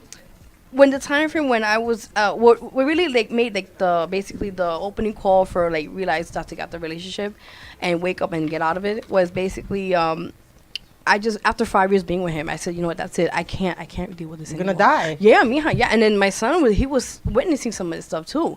So I said for his sake I gotta stop. So eventually what happened, I'm in my apartment at the time and he almost, I don't want to get into detail because the book says more about it, but there was a part where I almost died in my apartment because of him. And after that scenario, I told my mom, I went to her house, I did everything, everything from the law, the good stuff. And eventually, he's out of my life. I mean, he's here and there for my son, but right. He's more or less, I'm more like a dad and mom to my son, basically. As an artist, you do a lot of things. Yes. Which one do you find to be more fulfilling? You act, you write, you sing. Yes. Which one gives you the most enthusiasm, gives you like a nice charge? Ooh, out of all things, I would say music. Because music's always going to be in part of me. And, like what things I can relate to, anybody out there, like even from domestic violence or a lot of the good stuff. I can relate. I want to put it out there. Good stuff out there so people could just really appreciate, Good music now, Gotcha. So who, in your opinion, is someone you look up to on the singing tip? Ooh, that's a good question. Oh my God, you guys got questions here. Yeah, so I would say honestly, you just mentioned Mary J. Blige. That's one of them. Also, I could mention is Alicia Keys. They really are. You could tell they're really good what they're doing, and they have good stories behind that. In their music. What we want to do is we want to take a quick just to listen to one of your pieces, Sure, and maybe we'll yes. come back. And maybe do something between you two. We have our lyricist extraordinaire in our house too. Shoot, now so we maybe you on guys there. can vibe it up. But just do a real piece. What are we gonna hear? Broken Dreams. Yes, with artist real lyrics featuring your girl here, Vero G. Oh, I'm so excited. So tell us a little bit about that before we bring it on. Yes. Okay, so we're talking about abusive relationships. That's exactly the concept for this song. So what you guys are about to hear right now. And I'm super excited because we just did this song not too long ago. A big shout out to Eddie, engineer, and David Music for the production. Just let me know a shout out to them. And Real Lyrics is hearing this. He's listening right now. What's up, Real Lyrics? He's somewhere around here. Yeah, he's like, wow, this is my name right now. Here. So yeah, we did the song together. And we just made the thing of the concept of abusive relationships, things that we all, again, relate to, and we put it out there. And so far, real quickly, I'm not going to just, I have to say because it was amazing. I have a YouTube channel, but I usually don't get that many views as it is, which is weird. But, quick story. Okay. Overnight, I put the video up, not the video, you put pictures of collage and you put the song and stuff like that. And true story, guys. The next day, I woke up. We have over 1.4K views. Oh my God! I was like dancing. People love entertainment. Yes, I was like, entertainment. I cried. I called the artist. I was like, listen, are you sitting down? He's like, yeah. I was like, do you know that we have over? And he's like, no way. I was like, yeah. No, he's not messing you. So we'll be right. We'll listen to it real quick. Yes. Asking you a question. I'm asking you a question now. What do I gotta do to stop all this bullshit? Because I'm not your child. I'm your husband. That's what you need to learn. Broken dreams, broken dreams. Yeah, these broken dreams can never be fixed. She walking down the street with a broken heart. Broken dreams can never be fixed. Broken dreams, broken dreams. Done with all this nonsense. Break away from this. Tomorrow will be a better day. So wake up and pray. From this night, man, I live every day. Wanting a better life. What more can I say?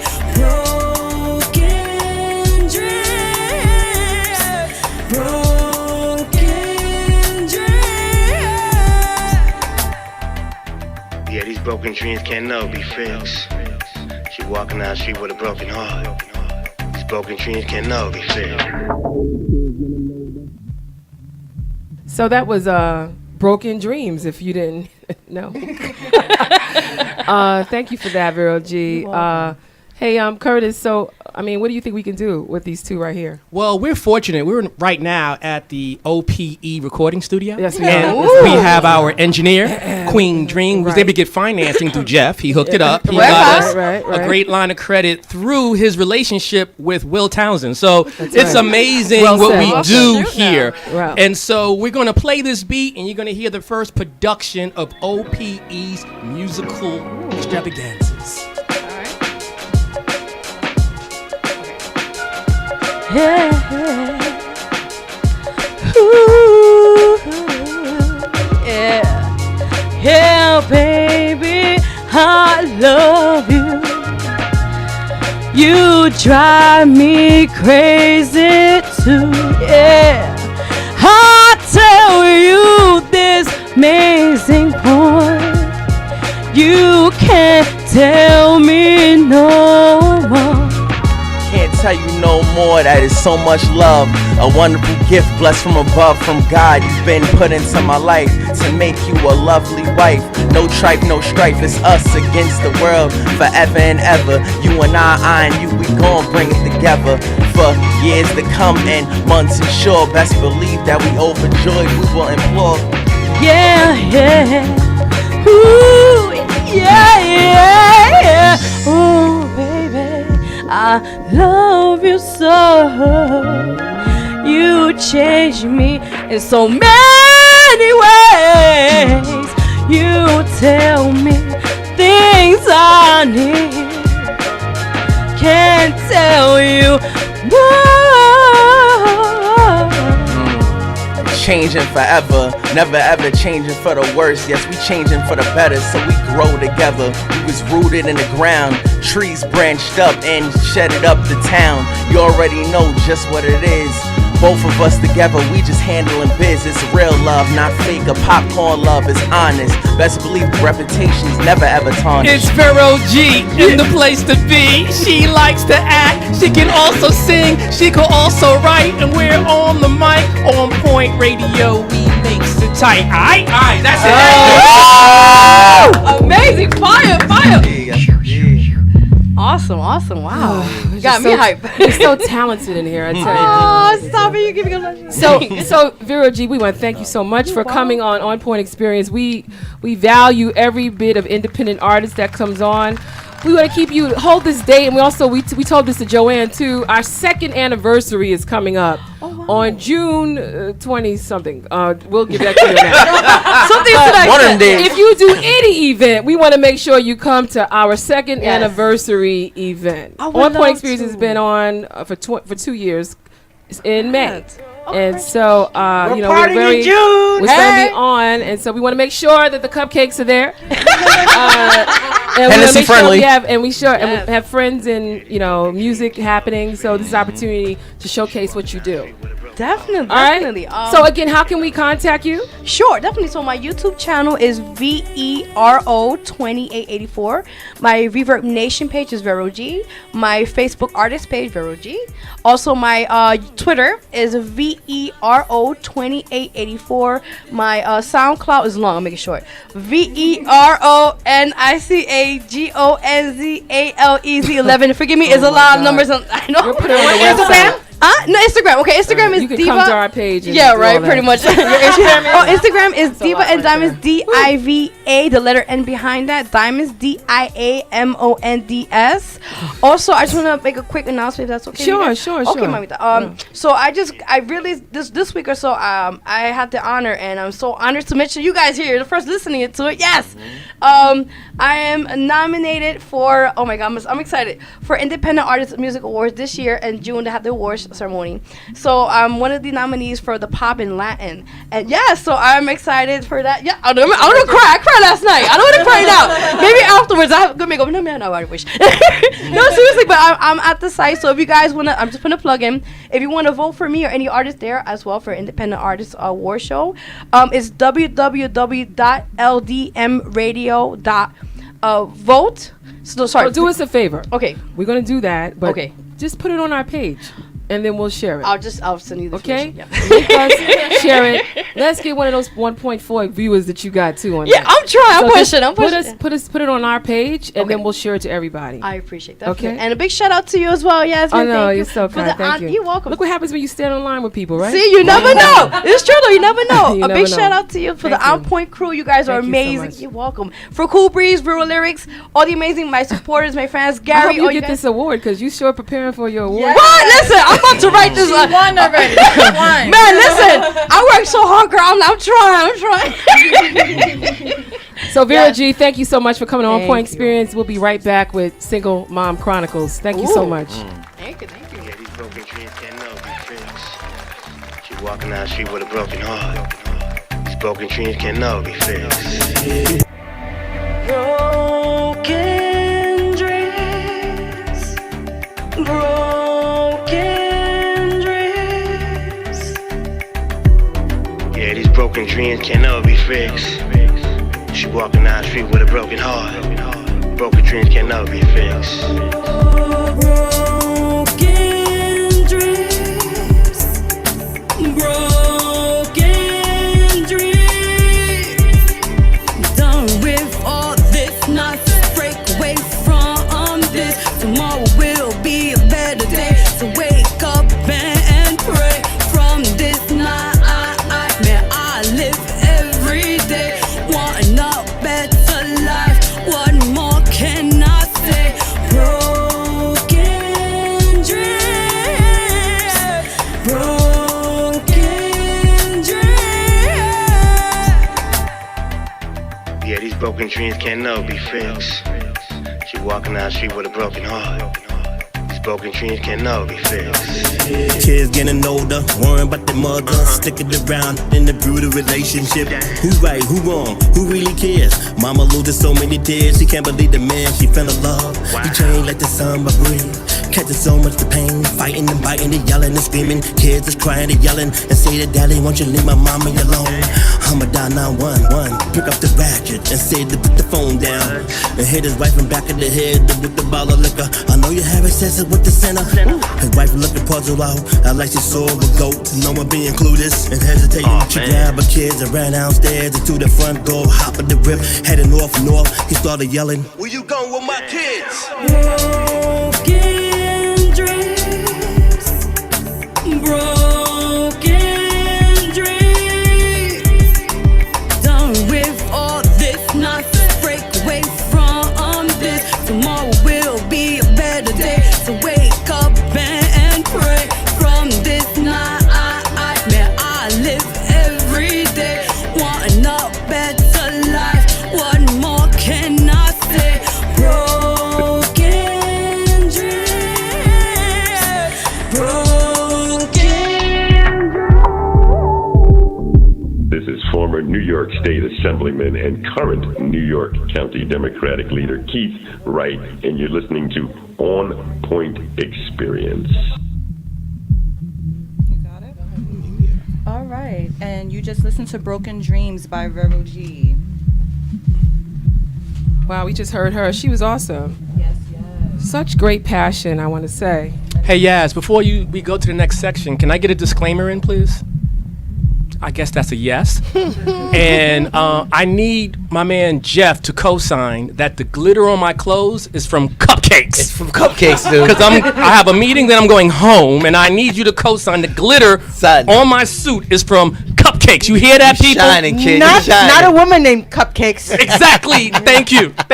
It's an actual. You should just bring her one. The glitter looks good on you, though. Just brother. bring her Oh, one. bring home one so I can take the. Okay, yeah. All right. No, one of these. Okay. No, Wait, just on Cupcake. Nah. Bring her one, and then you guys share it together. That's the way to do that. Big shout to my girl Cupcakes.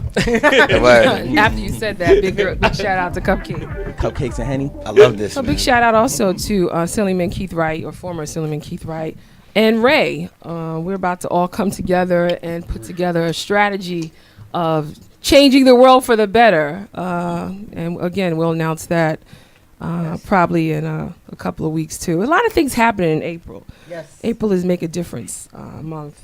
But this is my segment that I really enjoy. It's called Single Mom Chronicles. And, you know, this segment for me is really not about, you don't have to be a single parent to get this, but you just got to understand what we go through when we talk about these things. And my segment this week is to just really talk about managing communications amongst different generations. You know, sometimes we find ourselves in a workplace, in a non-for-profit, whether it's for-profit, non-for-profit, or even doing a volunteer effort, that you have to work with different people that come from different times in our lives. And understanding how to talk to them is very critical in getting the most productivity out of each one of them. I'm sure you all have dealt with that. As a matter of fact, I just heard that Jeff and Joann talked about working Verizon. I'm sure you had to deal with different types of generations and communicating with them.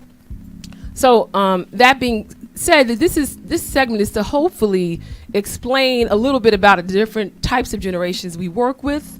It's not going to be that long. We only have a couple of minutes left. But the different types of generations that we work with, and probably what's the best way of communicating with them. It's important to realize that each generation has its own unique characteristics, and ways of communicating with one another is just so critical with both the older and younger generations. So we're going to first talk about them, and first line them together. There's the traditionalists, the boomers, the Generation X, Generation Y, and as we all know, Generation Z. Now, this is to help you understand that some of you all think that y'all in certain generations, but hopefully this will tell you the traditionalists, also known as the silent generation, are individuals who are born before 1946. This group, traditionalists, prefer more formal communication. Give them your undivided attention, use eye contact, and listen closely when you deal with this generation. One-on-one communication approach works best with this group. They believe in following rules and respect structure and authority, and many of these individuals have worked for the same practice for years, the traditionalists. The next group are called the boomers. And you all may know people in this, the baby boomer generations, which was born between 1946 and 1964. And they have experienced many changes during their career, so it's make them, they're very flexible in their thinking because they've seen so much, which is why they expect of those they converse, which is what they expect when they converse with people.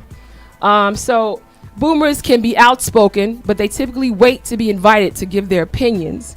Unless they're extremely concerned about a situation, then they tend to jump in with both feet. But like traditionalists, they prefer face-to-face conversations and to be shown how to do things. More visual people. If time is limited for an in-person discussion, consider video tutorials for the show me generation. So again, boomers. Generation X. Now, members of Generation X are somewhat more adept with technology. I think this is where a lot of us come in.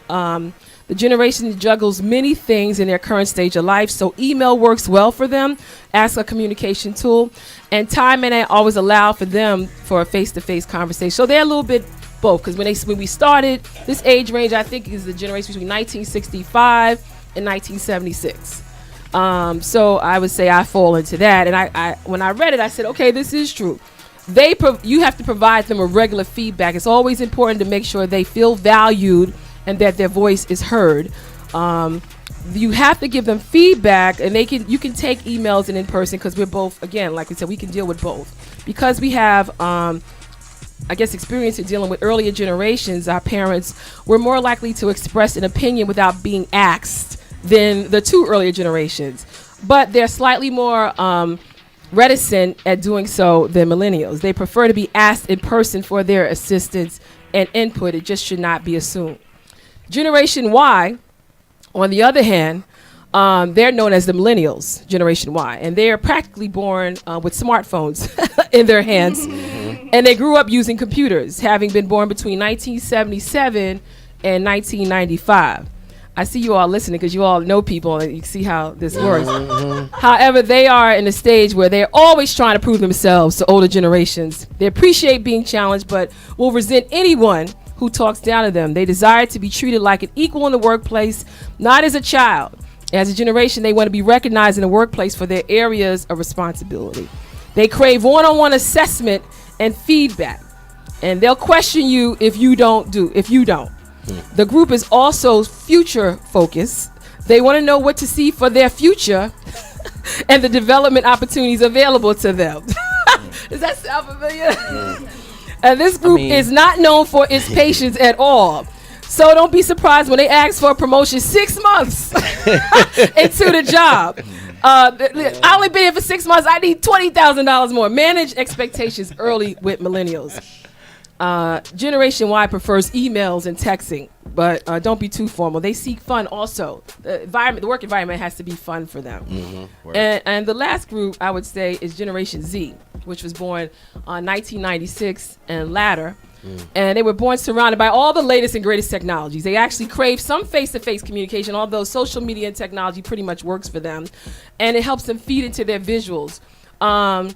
Face-to-face communication fills their need for authenticity. Also, because they grew up with Generation X parents who often worked full-time and switched careers a few times, they understand the importance of staying relevant by continuing to learn and proving themselves in the workplace.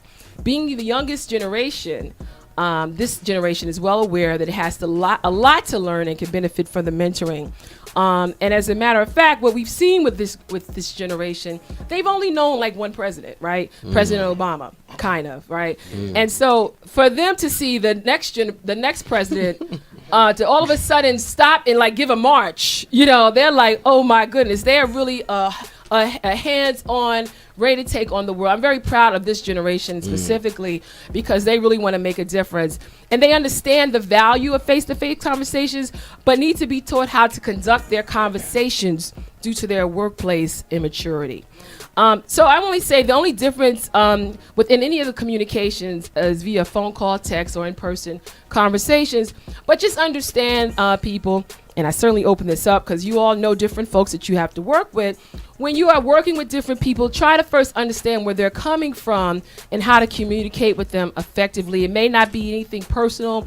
It may not be anything that they're that you should take affront to. It's just that when you speak to someone over 50, you might have to, sit down with them, look them face to face. If you speak to someone younger than 25, a text may work.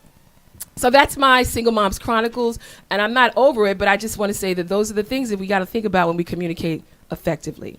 Any comments or anything you'd like to share? Well, I think your analysis is on point. Thank you so much. No pun. No pun. No pun, but it really is because organizing my building, I have a different way talking to the children of the tenants to get them engaged as opposed to the parents. And so I have to figure out, okay, phone calls work best, face to face, and with the younger kids who are doing the social work for their parents because of language barriers or navigating through the complex systems. I say, I just text them or WhatsApp them and do this. So yeah, and things get done. But it is a multi-communication strategy that you got to do now if you really want to get anything done. You have to know how to talk to the people that your target audience. That is definitely a skill. So yeah. I'm gonna keep it right on point and give you some blunt discussion. No. Why you say that, Curtis? What's so blunt about this discussion?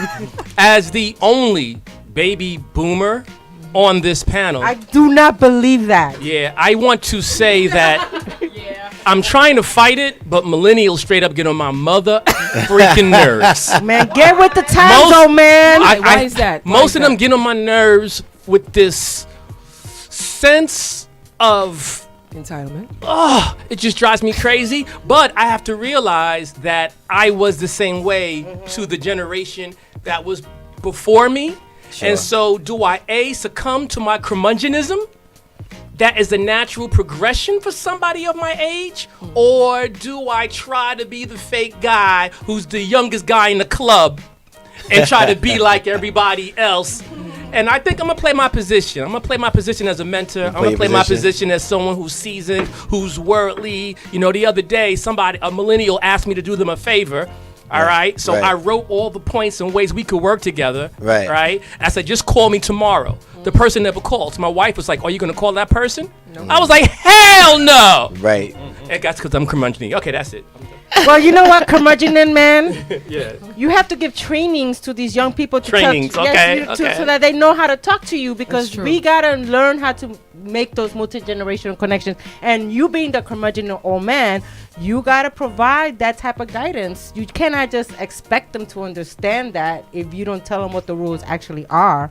Good point. And I'm receiving information still. And how to communicate with you. Yeah, Because you know, everyone doesn't communicate the same way. So I remember every time I start a relationship, I try to say, okay, how do you like this? Do you like emails? Well, basically cupcakes. Oh, okay. How do you like along this? with cupcakes and glitter. How do you like this? But how do you like to communicate moving forward? Is it best that we talk on the phone?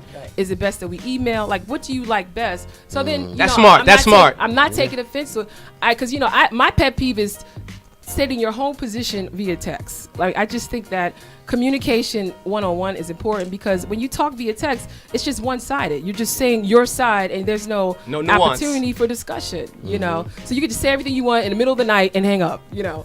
And you don't really know what's real or what's honest or not, because I could just text you, LOL, ha ha ha, I love you, and I'm like, exactly. Nah. Did you see yourself in that discussion with millennials? You know what? Yeah.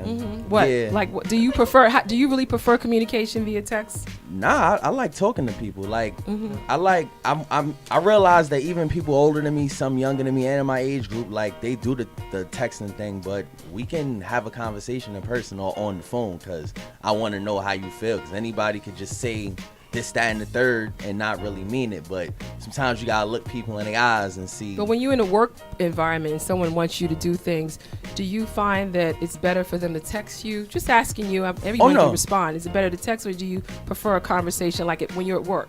Oh, well, you could pull me to the side, talk to me about something, and you know, I just want you to tell me what you need to tell me.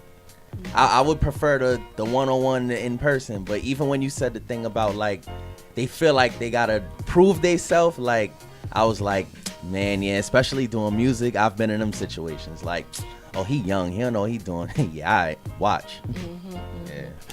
Well, you know, like you said, I mean, what's the saying? In order to be understood, you have to understand, right? So it's always so deep, man. That was just a sentence. That's a sentence. Like, he always has like those statements, you know. I'm cerebral. I think still waters over here. I didn't know what curmudgeon meant, but nonetheless, I bet you'll learn it next week. I ain't that deep. You know what I mean? Not really. I'll probably never use it again. Say it 3 times, right? They'd be like, nah, he's faking it. He don't know what that means. He just learned that. That was popped up in his grouch. phone. It means a grouch. Word, that's what it means? Yeah. All right. So it's all good, but thank you, Ray. Because the half of them didn't know what it means either. They just didn't want to say it. Like, is that a cupcake? Is that a cupcake? Right? That a flavor? Curmudgeon? Triple chocolate. So, I mean, I think that, you know, it's even more important now because of technology, right? So we all have people in the younger generation, and, you know, I have family members I don't even speak to, you know what I mean? We just communicate by phone. And I realized that, you know, they also, some of the younger generation, they're a little more open, that they put their lives up, because they are a Snapchat and Facebook, and they're, you know, they're every aspect of their day, you can see what's going on in their life. And for most of us who are a little older, that's not how we get down. You know, we're a little more private and stuff, right? So I think learning how to communicate with people who are a lot more open and have, you know, their life is an open book.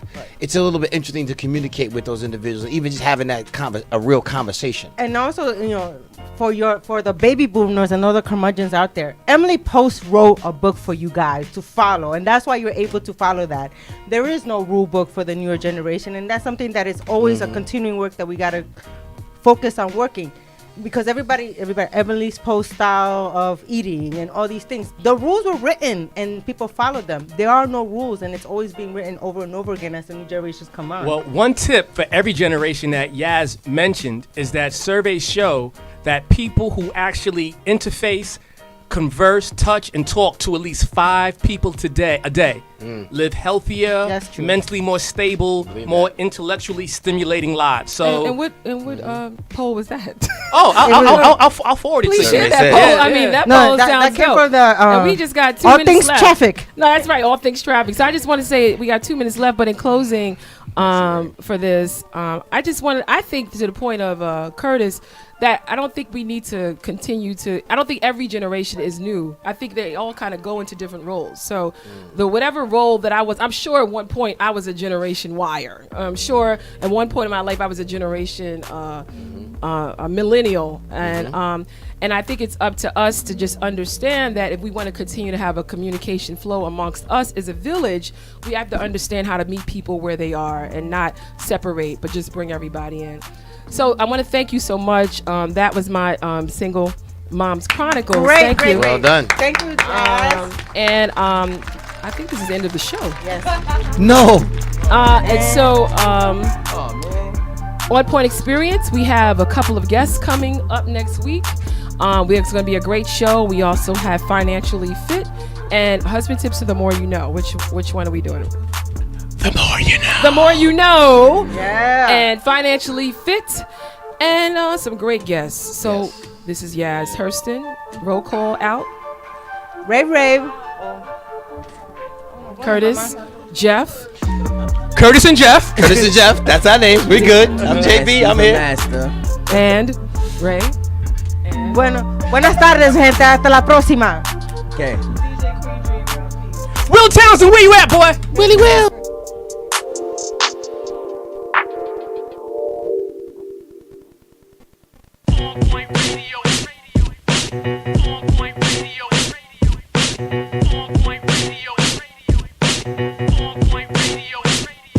You're on point, yes. All the time, Kurt. You're on point, Ray. All the time, Kurt. You're on point, Will. All the time, Kurt. On point radio, we about to build. On point radio, we about to build. On point radio, we about to build. On point radio, we about to build. Listen to OnPoint Radio Show every Saturday, 9 a.m. to 11 a.m. with co-hosts Curtis Sherrod, Will Jameer, Rayblen Vargas, and me, Yaz Hurston, as we empower and educate you, the listening audience, on current events, lifestyle matters, and political community issues with a twist of humor, intellect, and tough love. So people, check us out at www.floempireradio.com. You can download the app or you can go right to the website and be sure to click on our radio show, On Point. Love to hear from our people. Call us with your questions, comments. Share your thoughts. Call 929-227-4646. That is 929-227-4646.